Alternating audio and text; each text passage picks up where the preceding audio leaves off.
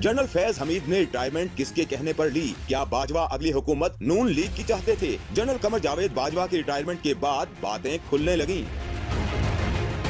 Chairman Tehreek Insaf Imran Khan ने तोपों का रुख साबिक आर्मी चीफ की तरफ मोड़ दिया। उन्होंने इंकशाफ किया कि जनरल रिटायर्ड कमर जावेद बाजवा कहते थे अगली बारी नून लीग की आ रही है। उनको NRO 1 मुशर्रफ ने दिया था और NRO 2 जनरल बाजवा ने दिया।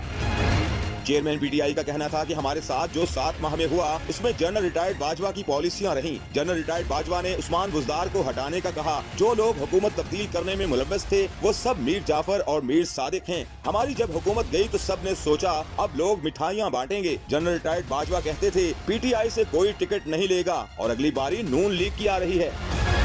चेयरमैन तहरीक इंसाफ ने कहा कि जनरल रिटायर्ड बाजवा शहबाज शरीफ को जीनियस समझते थे। नैब जनरल रिटायर्ड बाजवा के नीचे थी और उनके कंट्रोल में थी, इसलिए वो फैसला करते थे किसको अंदर जाना है